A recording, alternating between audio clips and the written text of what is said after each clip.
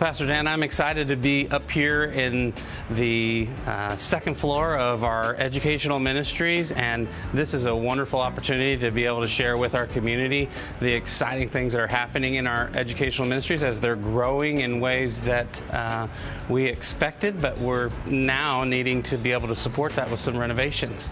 So like the day has finally come. There's no more waiting. No more waiting. Right. We've already, as we're going to find out, knocked down some walls, and we're purpose building space for next year. Yeah, I thought I was going to get to knock a wall down, but I did too, but it's already happened. Unfortunately they left that for the professionals. So let me get my bearings. This was the hall into the library. That's right. And the library was this way over here because there was that angled wall. And what's over there was a computer lab. That's right. So now we've obviously knocked all of those walls down so that we could create space for the growth in our Child Development Center and our elementary school. And this specifically appears for our growing fifth grade classes. So we've now created 2 classroom spaces because we will need an additional fifth grade class next year. Okay, 2 plus the one that's across the hall, the existing. That's right. And that'll be your fifth grade classes all together. That's okay. Right. That also then begs the question, what happened to the computer lab? Because we still have a computer lab, of course. And so down here is where we've relocated our computer lab. And so computers, I'm going to guess, they're up and down this wall here? Correct.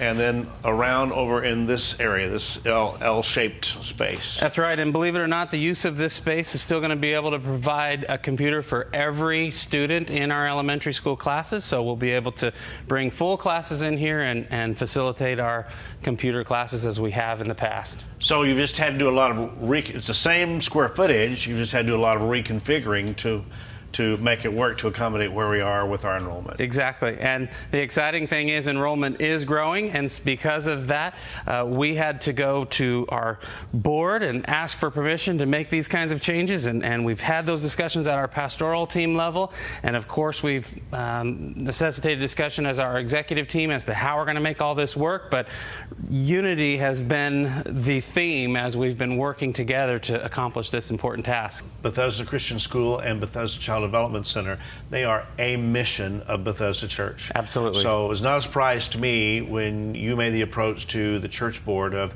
here's where we are, here's what's happening. Actually, months ago, you began having this conversation with them to say we had better be thinking about what we're going to do, because as we come out of COVID, we're seeing an uptick in growth in both educational ministries, and we've got to figure out what we're going to do. So this is probably a conservative step. At least this is enough, from what I've heard you say, this is enough to get us through this year, right? That's right. We've got a step that we're taking in here for the 2021 school year, and Lord willing, as we go through this next school year, and if we continue to see growth, we'll probably have to be talking about the what's next, but that's exciting that we could accomplish this task now. Sometimes it's one step at a time. That's right. Scripture says line by line, precept upon precept, you got to just take what you can at the time. But the good news is you have had the full support of Bethesda's board. Absolutely. Every step of the way. They're excited. In fact, if anything, they're ready to race on ahead and keep moving forward. And I would say from a head of school perspective that we've been talking about unity and uniting our governance structure, and these types of initiatives have shown the benefits to our entire community when we're talking about unity.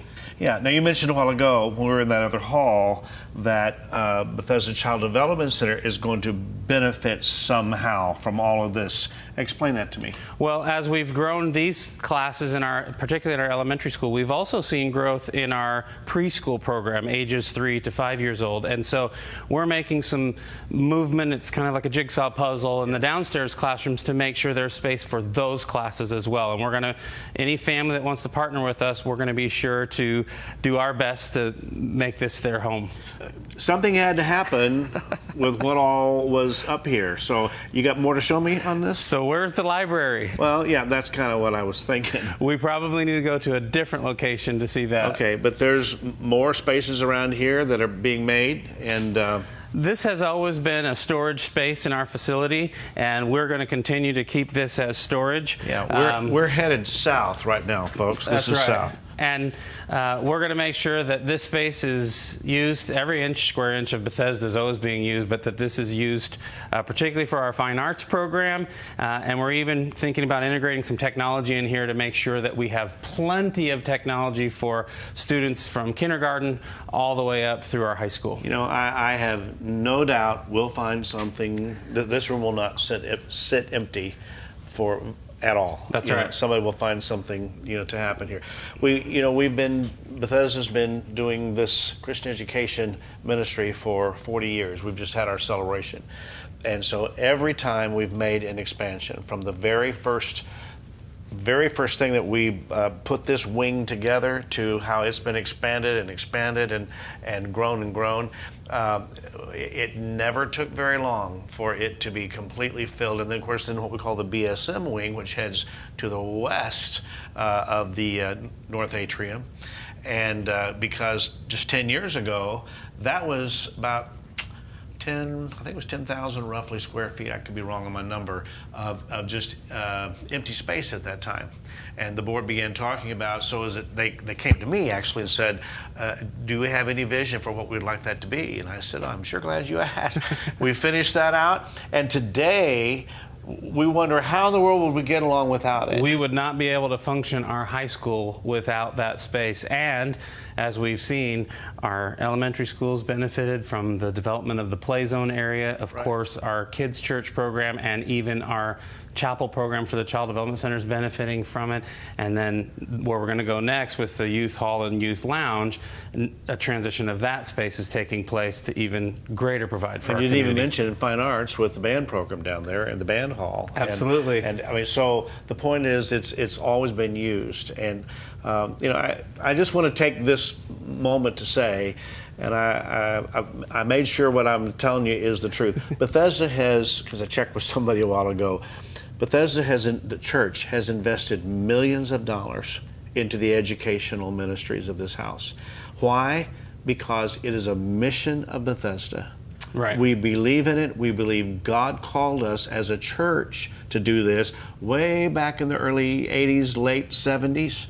About just after I got here in 1978, we believed that God called us to do this, and so I got to tell you, this even seeing more expansion and growth, and even taking the space we have and reconfiguring it brings a real sense of excitement and even fulfillment to my heart, because I know how much this church believes in the educational ministries, to the point that they've been willing to invest and maintain Bethesda Christian School and Bethesda Child Development Center for all of these 40 years.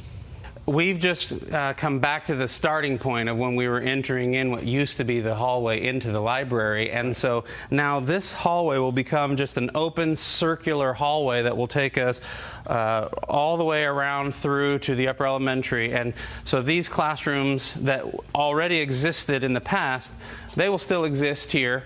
And they'll still have doors that connect each other for collaborative space between the teachers. There's just a hallway now in between. There's just a hallway dividing them. Right. And this, the space came out of this room, but then you've added some additional space on that south wall over there, so that there's no shortage to the classroom here. Yeah, as a matter of fact, we were able to actually give greater amount of square footage to this classroom than it had before. Okay, good. I think I got the layout now in my mind. That's great. So now, to the youth lounge. What happened to the library? That's the question. Let's head to the youth lounge.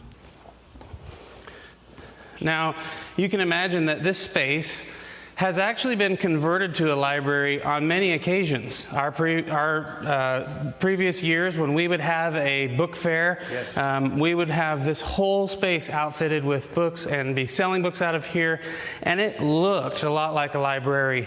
So some simple things that we're going to do to convert the room. We're going to, of course, take down this roll-up door and close in this wall. Thank the Lord. And by taking that down, we're still going to need an entrance for wheelchair access to the youth hall. And the ramp that's there.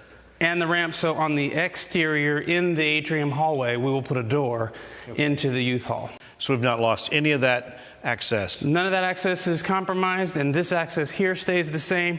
But if you can imagine this front area where we have couches currently, we'll have tables and chairs for people of the youngest of ages all the way to the oldest of ages in our community to be able to come kind of like you would at a Barnes & Noble and hang out. You could check out a book, but more importantly, you could probably meet and be able to engage in activities like prayer meetings or student-led events, and you can reconfigure those tables and chairs in a way that as you need it. Okay, so it's very easy to assume that if a library is going in here, all of the other things that have happened in here will no longer be able to take place in this room. And there's a lot, I mean, I saw a list of things. Right. You know, there's been wedding showers and baby showers, and there are men's prayer groups and women's prayer groups and all kinds of things that have taken place in here for the church. Is that gone?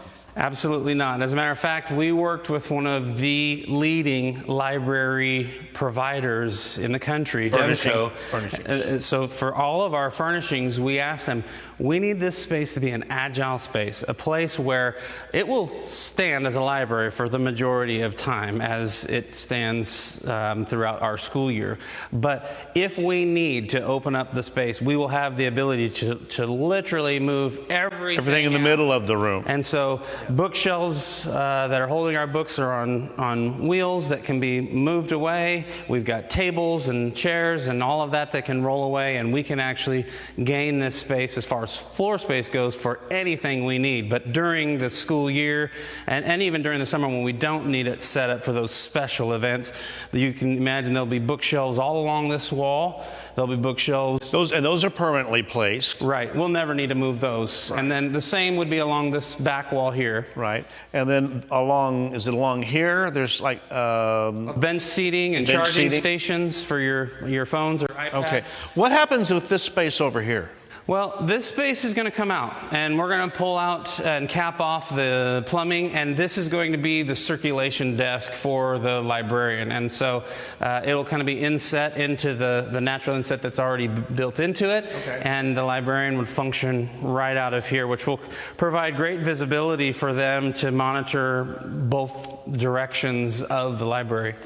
You know, one interesting thing about this is that this is really the first visible room when you come in this heavily used north entrance. This is where the canopy or portico or whatever you want to call that is, and most people have parked here on this north side of the building. They come in, and this is the visible room.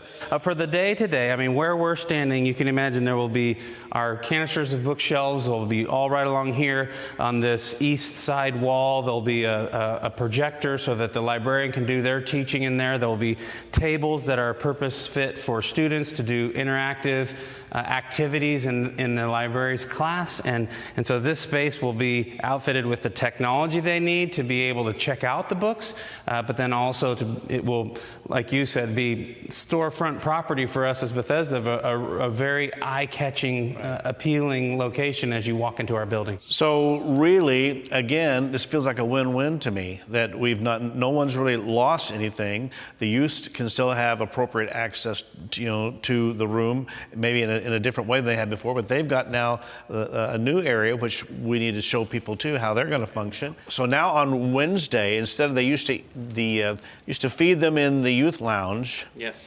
Now they come here, and there's a wonderful new place, a serving area here. Yes. And so the youth arrive, even they're doing it this summer. They arrive and they're fed whatever we feed them. It's been pizza usually. A lot of pizza, but it may be other things. And then they can head right straight into the gym. And then from the gym, there's all kinds of stuff that takes place in there for the youth to be together and congregate. And then they can go out the east door of the gym into our newly fenced off area where there's other stuff for them to do, and I hear rumors that there might be plans for that. Absolutely. Well, as we were putting up that security fencing, we knew we needed a secured place, but what we didn't necessarily imagine was all of the benefits that secured place would give us. And so now that we've been able to create a space that's even larger for our youth program, particularly for the after-school program, or right now the summer program, Pastor Shaler's finding that there's more kids coming and engaging because they have a bigger space and there's more activities that they can engage in that after-school program. And then not to mention just the safety and security that we brought. Cars aren't going Those gates are across. closed Yeah. and locked. And so it makes it. I was here looking at that area on a Wednesday night recently. They had a wacky Wednesday going on, and we had kids spraying water all over everybody in one area, Right. and kids on the playground out there. And it was just great to see how many ways we had young people and children being able to be involved and receiving ministry at the same time. That's so, right. so that's the important thing to know, that we have in all this. Nobody's lost anything. No, if anything, I would say everybody's actually gaining. Right. That's what you call a win-win.